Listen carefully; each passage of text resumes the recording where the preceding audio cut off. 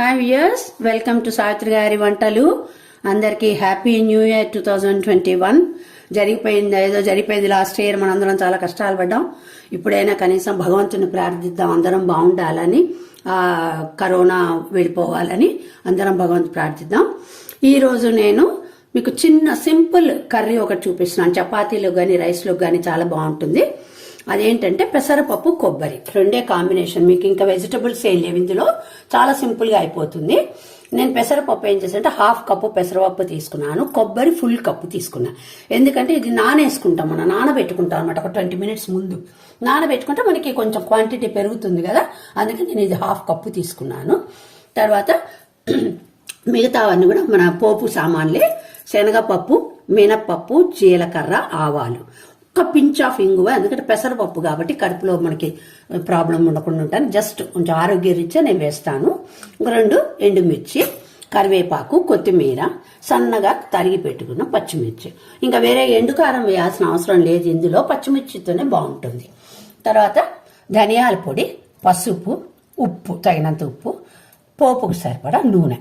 Okay, మనం ముందు ఏం చేయాలంటే ఒక 20 minutes, హాఫ్ అన్ అవర్ అట్లా ముందుగా పెసరపప్పు నానబెట్టుకుంటే ఫుల్గా కప్పు నిండా నీళ్ళు ఏం పోయొద్దు. ఎక్కువ నీళ్లు పోస్తే అవుతుంటే మనకు ఆ నీళ్లు పారబోయాల్సి వస్తే మళ్ళీ అందులో ఉన్న ఇవి పోతాయి అంటాం కదా, పోషక పదార్థాలు అవి. అందుకని జస్ట్ సరిపడేంత నీళ్లు పోయండి. ఇప్పుడు ఇందులో కొద్దిగా వాటర్ ఉన్నా కూడా ఇది మనం పోసేసుకోవచ్చు అనమాట, కూరలోకి వేసేసుకోవచ్చు. దాంట్లో కొద్దిగా ఉడికినట్టు అవుతుంది. ఇప్పుడు నేను చూపిస్తాను ఎట్లా చేయాలో. ఓకే, ఇప్పుడు కళాయి పెట్టుకొని నూనె వేసుకోండి. కావాలంటే మళ్ళీ దించే ముందు కూడా ఒక్క నూనె వేసుకుంటే కూడా బాగుంటుంది. పొడి నూనె ఎక్కువ ఉంటే ఏమవుతుందంటే పొడిలాడుతూ ఉంటుంది కూర, అందుకని కొద్దిగా నూనె వేసుకోవచ్చు, తప్పలేదు. నూనె వేడెక్కింది, ఒక్కొక్కటి వేసేసుకుందాం. శనగపప్పు, మినప్పప్పు, ఇవి కొంచెం వేగాక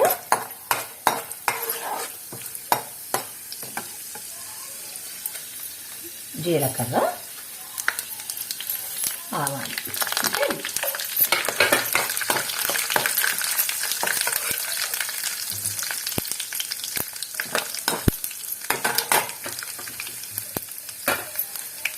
ఎండుమిర్చి, ఇందులో ఎండుమిర్చి పచ్చిమిర్చినే, వేరే రెడ్ చిల్లీ పౌడర్ వేయాల్సిన అవసరం లేదు, దీంతోనే బాగుంటుంది.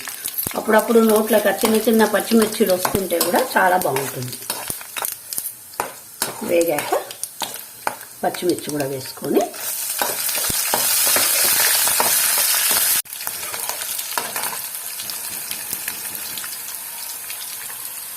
పచ్చిమిర్చి తక్కువ తినేవాళ్ళైతే తక్కువ వేసుకోండి, కొంచెం కారం తినేవాళ్ళైతే వేసుకోండి, బాగుంటుంది.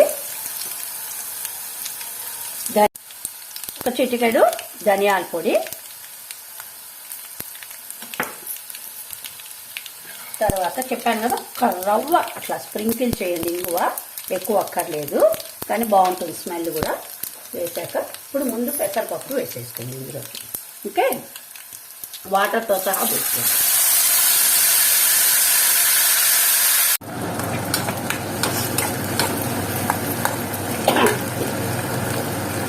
కొద్దిగా ఇందులో ఉప్పు చాలా తక్కువ పడుతుంది, ఎక్కువ వేసుకోకండి.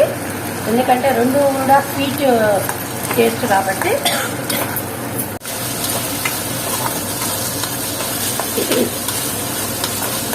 ఉడికిపోయింది, ఆల్రెడీ మనకి నానిపోయింది కాబట్టి ఎక్కువసేపు ఉంచద్దు, మళ్ళీ మెత్తబడిపోతుంది. కొబ్బరి కూడా వేసేద్దాం. కొబ్బరి వేసాక కూడా కాసేపు ఉండాలి, ఎందుకంటే కొబ్బరిలో ఉన్న తడి కూడా పోయి చక్కగా డ్రైగా అవుతుంది, బాగుంటుంది కూర.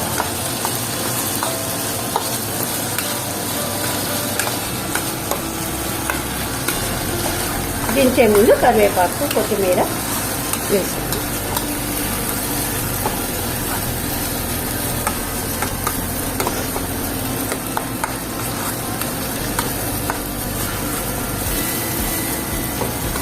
ఇంకేదైనా మీ దగ్గర కూరలు వేసుకునే పొడులు ఏమైనా ఉంటే కనుక కొద్దిగా స్ప్రింకిల్ చేసుకున్నా బాగానే ఉంటుంది.